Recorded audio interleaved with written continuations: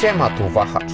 Hyundai Tucson w późniejszych miesiącach 2024 roku pojawi się na rynku w wersji po liftingu, przy czym wciąż w salonach obecne są egzemplarze przed odświeżeniem, dlatego sprawdźmy, czy warto się nim zainteresować. Porównam też trochę na tym filmie obecnego Tucsona do tego, który ma nadejść. Egzemplarz Tucsona, który tym razem dostałem do jazdy, jest skonfigurowany dosyć rozsądnie jak na współczesny cennik tego modelu, z którego wyleciały w ostatnim czasie słabsze jednostki napędowe mające 180 koni czy bazowa benzyna 150 koni z manualem i bez żadnej elektryfikacji. Myśląc o Tucsonie przed liftingiem w chwili obecnej, trzeba zdecydować się na hybrydę plug-in 265 koni mechanicznych albo zwykłą hybrydę mającą 230 koni i zestawioną albo z napędem na przód, albo na obie osie i testówka jest w tym drugim wariancie. Z kolei pod kątem wyposażenia mamy w jej przypadku środkową wersję Executive, która w obszarze wyglądu względem biedniejszych odmian wprowadza srebrne listwy na zderzakach oraz grill wykończony w kolorze ciemnego chromu. Felgi mają w niej wyjściowe dla tego modelu 17 cali i grube opony, a dodając do tego brązowy lakier za 2900 zł dostaje się egzemplarz o dosyć stonowanym, niewyróżniającym się wyglądzie, pomijając oczywiście fakt, że Tucson generalnie ze swoim oryginalnym przodem i kanciastymi liniami, nawet pomimo upływu kilku lat od premiery w 2020 roku, może zwracać na siebie uwagę. Gdyby ktoś chciał dodać mu więcej pazura, to w cenniku pozostała odmiana Endline, a lifting tego modelu nie wprowadzi jakichś diametralnych zmian w jego wyglądzie, przy czym trochę jednak go zmodyfikuje, bo bardziej uproszczony zostanie wzór grilla, mniej będzie także segmentów do jazdy dziennej na przodzie, zmienione zostaną zderzaki i felgi. Modyfikacje wypadają moim zdaniem na plus, ale nie jest to nic spektakularnego. We wnętrzu Tucsona po liftingu można mówić z kolei o rewolucji, bo pojawi się w nim zupełnie przeprojektowana deska rozdzielcza nawiązująca do nowej Kony. Osobiście jestem jednak większym fanem kokpitu z wersji przed odświeżeniem, z ciekawie nakreślonymi łukami na podszybiu, prowadzącymi niejako do konsoli centralnej, czy z ładniejszą kierownicą, ale ogólnie oba projekty wyglądają według mnie ok. Za to w nowym Tucsonie bardziej podoba mi się pomysł na obsługę klimatyzacji, ponieważ w przedlifcie mamy panel oparty o dotykowe przyciski, co nie jest przesadnie wygodne. Znaczy nie jest też źle, bo te przyciski mają dla siebie odpowiednio dużo miejsca, dotyk działa dobrze tutaj oraz jest to wszystko logicznie rozlokowane, no ale wciąż fizyczne pokrętła, które się pojawią, są moim zdaniem lepsze i też będą po prostu lepiej wyglądać, ponieważ taka ściana po prostu bez żadnych wypukłości nie prezentuje się tutaj ciekawie. Zmianie ulegnie też system inforozrywki. Patrząc po zdjęciach, jego oprogramowanie będzie takie samo jak w nowym Santa Fe, z którym miałem styczność na statycznej prezentacji i na tej podstawie mogę powiedzieć, że trochę modyfikacji zajdzie, chociażby ekran startowy będzie mógł zawierać też widgeta, nie tylko ikonki ze skrótami. Też interfejs będzie trochę nowocześniejszy pod kątem graficznym, ale rdzeń tego nowego rozwiązania mocno bazuje na tym, z czym mamy do czynienia tutaj, chociażby ta możliwość dzielenia ekranu w poszczególnych modułach jest obecna i ogólnie patrząc na to, z czym mamy do czynienia z przedliftingowym Tucsonie, jest to bardzo dopracowane rozwiązanie, któremu wciąż nic nie brakuje. Ten podział ekranu jest bardzo wygodny, też to, że interfejs jest przejrzyście zaprojektowany, przydaje się w różnych miejscach, czy to w ustawieniach, czy to gdy się idzie w jakieś inne miejsce systemu, na przykład obsługuje multimedia, całość działa szybko, mamy bardzo dobrą reakcję na dotyk, wysokiej jakości wyświetlacz, więc ogólnie ten nowy system będzie oczywiście troszeczkę lepszy, ale zdecydowanie nie jest to czynnik, który skłaniałby mnie do czekania na poliftingowego Tucsona. Nie wiem jeszcze jak będzie z integracją ze smartfonami, ale niestety w przedlifcie wciąż mamy konieczność stosowania kabla, aby połączyć Android Auto czy Apple CarPlay. Może to się zmieni. Na pokładzie testowanego Hyundai'a przed odświeżeniem nie znajdziemy żadnego portu USB-C, są za to USB-A. Dwa z przodu, w sąsiedztwie jest także gniazdo 12V oraz mata do indukcyjnego ładowania telefonu w bardzo kiepskim miejscu umieszczona, ponieważ tutaj po pierwsze nie widać za bardzo co się dzieje na ekranie przez to, a po drugie przy jakichś gwałtowniejszych manewrach nie wierzę, żeby ten telefon nie poleciał w ten sposób do przodu. Kolejne dwa USB są z tyłu. Po liftingu mają się pojawić złącza USB-C, więc jeśli ktoś jest fanem tego standardu nowocześniejszego, no to nowe wcielenie Tucsona będzie dla niego lepsze. Zegary zmienią swoją szatę graficzną na bardziej minimalistyczną, ale funkcjonalność, zakładając znowu spójność z nowym Santa Fe, nie ulegnie zmianie, będzie taka sama, jak prezentuje obecnie w wariancie przedliftingowym, co oznacza, że na środku tylko można modyfikować zakres informacji i są to dosyć podstawowe dane dotyczące parametrów jazdy czy działania samochodu. Wszystko, co najważniejsze tutaj jest, jak widać, jest to klarownie eksponowane, no ale jak na w pełni elektroniczne rozwiązanie, szału pod kątem możliwości personalizacyjnych nie ma i tak samo nie powinno za kilka miesięcy w nowym Tucsonie być pod tym kątem lepiej. Korzystając z ekranu środkowego, można na zegarach zmienić obrotomierz albo na taki bardziej hybrydowy, albo bardziej klasyczny. Można też modyfikować szaty graficzne. Jest kilka tarcz do wyboru, no ale nie wpływa to specjalnie na zawartość informacyjną i nie można umieścić na przykład mapy na całości tych zegarów, czy tego typu dodatkowych rzeczy. Rozmieszczenie przycisków na kierownicy w Tucsonie, który prezentuję, jest bardzo przejrzyste i lifting, z tego co widziałem, nie ma wprowadzać tutaj zmian. Po lewej stronie steruje się systemem audio, telefonem jest też programowalny przycisk, z prawej strony obsługuje się komputer pokładowy oraz aktywny tempomat. Jest to moim zdaniem wzorowe rozmieszczenie, bardzo łatwo się w tym połapać. Paleta silników poliftingowego Tucsona nie jest jeszcze oficjalnie opublikowana przez polski oddział Hyundai'a, więc na razie można tylko zgadywać, czy powrócą do niej słabsze silniki benzynowe i osobiście 5 zł postawiłbym na to, że tak się stanie i że ograniczenie palety obowiązuje tylko w wersji przed odświeżeniem u kresu jej rynkowego życia, no ale są to tylko moje domysły. Ostatnie egzemplarze przed liftingiem przeznaczone są dla osób poszukujących większej mocy w tym modelu, ale pod kątem wyposażenia wciąż do dyspozycji jest 5 półek i widzę w nich całkiem wyraźny podział na dwa światy, to znaczy mamy bazowy Modern i Smart, które przeznaczone są dla osób poszukujących możliwie niskiej ceny za ten model. Poziom jest w nim wciąż akceptowalny, bo mamy na przykład dwustrefową klimatyzację, aluminiowe felgi, czujnik deszczu czy trochę systemów bezpieczeństwa, ale w Modern nie ma na przykład czujników parkowania, a w obu podstawowych odmianach nie znajdzie się też w standardzie świateł LED z przodu, więc szału nie ma. W Executive dopłaca się 19 000 złotych względem Smart, ale dochodzi też dzięki temu sporo wyposażenia, bo egzemplarz testowy zyskał tylko ekstra za 4900 zł pakiet SAN z panoramicznym dachem, a poza tym wszystko, co widać w testowanym egzemplarzu Executive jest w standardzie, czyli na przykład aktywny tempomat, kamera cofania z czujnikami czy większy ekran środkowy i jest to poziom już według mnie naprawdę solidny. W Platinum dochodzi kilka przydatnych, ale nie niezbędnych rzeczy jak kamery 360 stopni, a w N-Line dopłaca się za miks sportowego pakietu stylistycznego, a także lepszego, chociaż trochę skromniejszego niż w Platinum, wyposażenia typowo funkcjonalnego. Egzemplarz testowy kosztował łącznie około 208 000 zł i tak skonfigurowane auto można mieć też za 2074 zł netto albo 2553 zł brutto miesięcznie w wynajmie długoterminowym i taką ofertę przygotował partner Wahacz TV, firma Carlis Polska. Ratę w tej kwocie można mieć przy 4-letnim okresie wynajmu, zerowej wpłacie własnej i rocznym limicie kilometrów 20 000 i obejmuje ona również samochód zastępczy, przeglądy i eksploatację.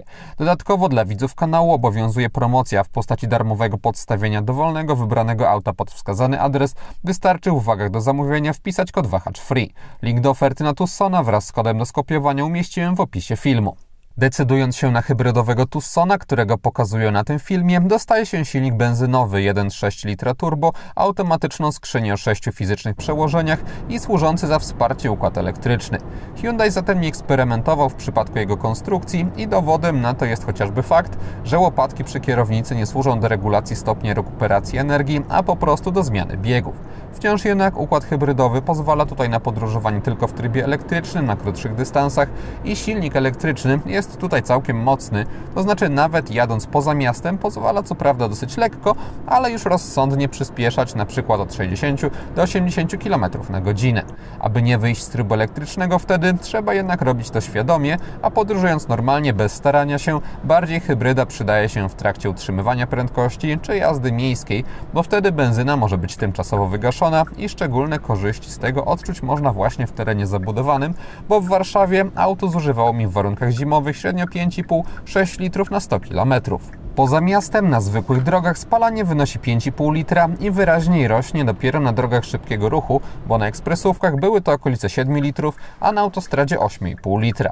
W mieście najbardziej poczuć można również dynamikę dodawaną przez układ elektryczny, bo auto wtedy bardzo sprawnie i bez zwłoki reaguje na chęć przyspieszania.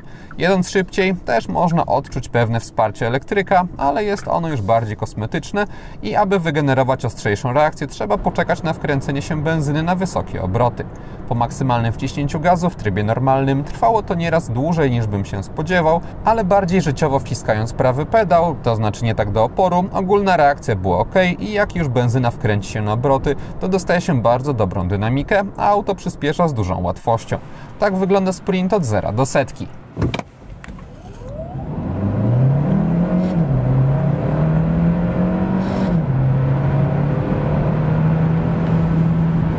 A tak od 90 do 140 km na godzinę.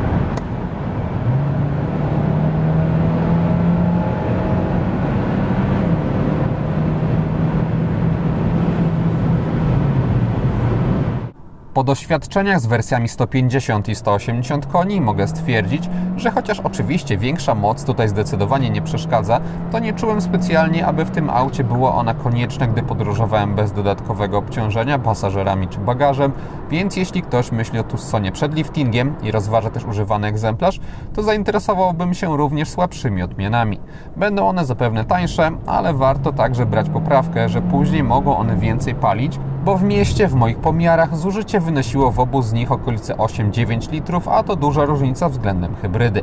Wariant 150-konny jest też wyposażony wyłącznie w manualną skrzynię, zatem do miasta będzie jeszcze mniej przyjazny.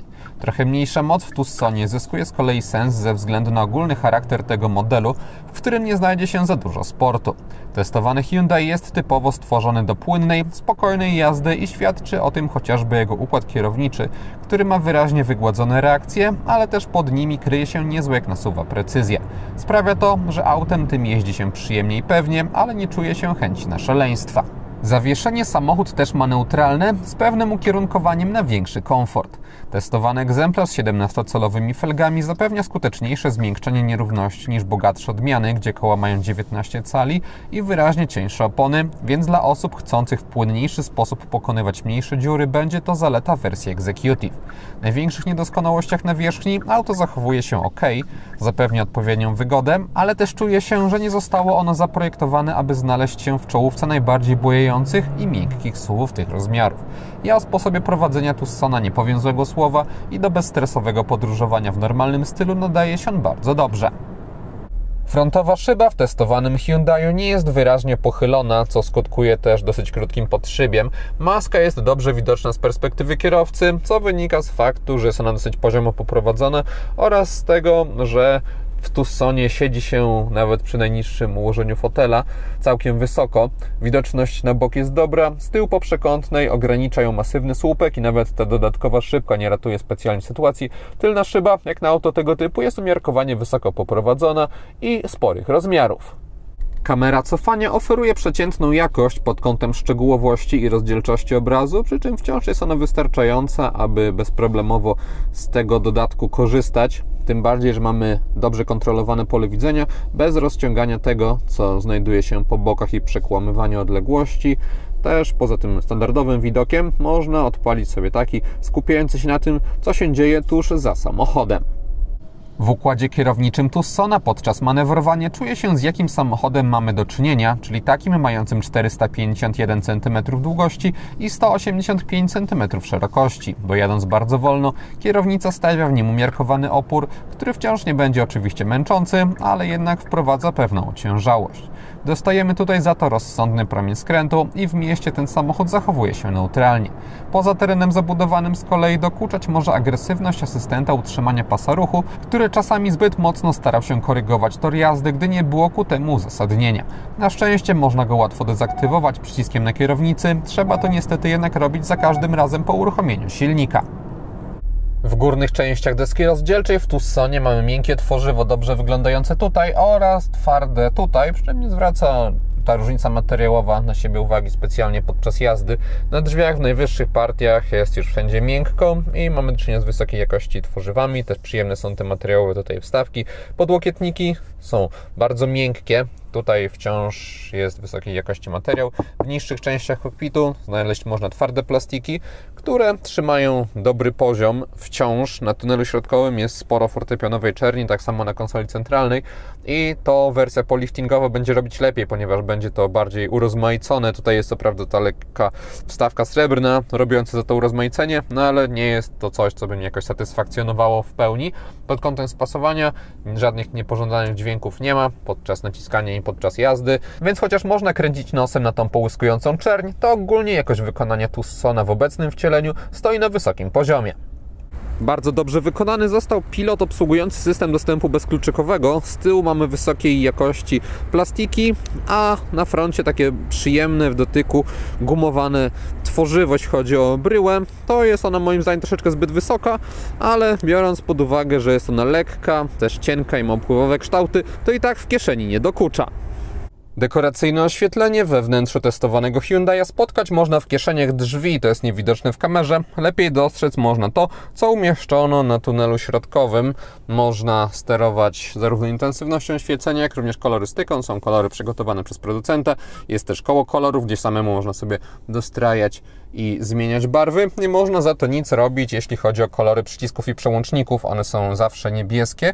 Jest to kolor charakterystyczny dla Hyundaiów, jaśniejszy niż jeszcze kilka lat temu w samochodach tej marki, dzięki czemu wybór takiej barwy nie wiąże się z gorszą czytelnością. Ta jest teraz bardzo dobra. No i też nie jest tutaj tak standardowo, ponieważ ta barwa nie jest jakoś specjalnie spotykana w samochodach i ona głównie buduje tutaj przyjemny nastrój, ponieważ dekoracyjne oświetlenie jest zbyt dyskretne, aby to robić. Chociaż uważam, że mniej świetlnych segmentów po liftingu będzie się prezentować w tym modelu lepiej niż obecnie, to przednie światła przedliftingowego Tucsona wciąż moim zdaniem wyglądają ciekawie i charakterystycznie. Wszędzie na froncie mamy LEDy, podobnie jak w kierunkowskazach w bocznych lusterkach. Z tyłu w testowanym modelu obecne są ładnie wyglądające lampy z przyjemnymi detalami i udanym ogólnym wzorem. Nie podoba mi się w tej części nadwozia niepotrzebnie niskie umiejscowienie kierunkowskazów, tym bardziej, że w egzemplarzu, który dostałem, trafiły do nich żarówki, a nie LEDy. Poza tym minusem Tucson przed liftingiem po zmroku wciąż zwraca na siebie uwagę i wypada ok. Na chwilę obecną nie znalazłem w materiałach prasowych w internecie informacji o tym, aby wraz z liftingiem w Tucsonie pojawiły się matrycowe światła, ale na ostateczne potwierdzenie tego warto poczekać na publikację oficjalnej specyfikacji tego modelu na nasz rynek. Decydując się na wersję przed odświeżeniem, można jednak liczyć niestety wyłącznie na statyczne LEDy, które umieszczone zostały w odbłyśnikach i ich precyzja poziomu odcinania strefy jasnej od ciemnej jest rozczarowująca, biorąc pod uwagę ten segment samochodów. Cechują się one za to naprawdę dobrą mocą i zwłaszcza zwraca w tym obszarze uwagę intensywność doświetlania poboczy podczas skręcania czy odpalania drogowych. Z tyłu, gdy ustawiam przedni fotel pod siebie i siadam za sobą, to na nogi mam taki, nie jakiś ogromny, ale bezpieczny zapas wolnej przestrzeni. Panoramiczny dach w testowanym modelu jest długi, ale nie jest on przesadnie szeroki, przez co w naturalnym ułożeniu moja głowa ląduje tutaj, na jego bocznej krawędzi, ale wciąż od podsufitki dzieli mnie taki margines, więc jeśli ktoś chce sobie skutecznie doświetlić wnętrze, to ile nie przewozi bardzo wysokich osób z tyłu, to pakiet Sun może być ciekawą propozycją. Jeśli chodzi o tunel środkowy, to jest on w niewielkim stopniu wystający. Tylna kanapa prezentuje się tak. Wyposażona została w rozkładany podłokietnik oraz możliwość regulacji kąta pochylenia oparć. Pokazuje krańcowe położenia, tutaj najbardziej pionowo, tutaj najbardziej pochylone. Bagażnik Tucsona ma 616 litrów pojemności. Cechuje się on niezbyt wysokim progiem załadunkowym, dużych rozmiarów otworem, a także regularnymi kształtami. Po bokach w kufrze znalazły się dźwignie służące do łatwego składania oparć w drugim rzędzie. Pod podłogą mamy jeszcze sporo przestrzeni, w której zmieściłoby się dojazdowe koło zapasowe. W testowanym egzemplarzu był zestaw naprawczy. Maksymalne zdolności ładunkowe samochodu to 1795 litrów, dostaje się wtedy podłogę bez uskoku. Podsumowując, Hyundai Tucson pomimo upływu lat nie traci moim zdaniem formy i wciąż jest to model, w którym trudno jest znaleźć jakąkolwiek poważniejszą wadę i to powoduje, że gdybym dostał dobrą ofertę na egzemplarz przed liftingiem, to bez wyrzutów sumienia bym się na nią zdecydował. Odświeżenie oczywiście poprawi ten model w kilku obszarach, bo będzie trochę ładniejszy czy trochę nowocześniejszy technologicznie, ale nie powinny być to moim zdaniem jakieś kluczowe zmiany. Generalnie zatem obojętnie czy ktoś kupi Tucsona przed czy po liftingu, to powinien być zadowolony zadowolony, bo to po prostu przemyślany, przyjemny w użytkowaniu SUV. I to wszystko, co przygotowałem o przedliftingowym Tussonie. Dziękuję za uwagę i mam nadzieję, że jego test się podobał. Jeśli tak było, zachęcam do dania temu filmowi łapki w górę. Będzie mi z tego powodu bardzo miło. Zainteresowanym przypominam o Carli z polskiej ofercie. Jeśli ktoś nie ma, to zapraszam również do subskrypcji kanału, ponieważ kolejne materiały na Wahacz TV pojawią się już wkrótce. Na razie.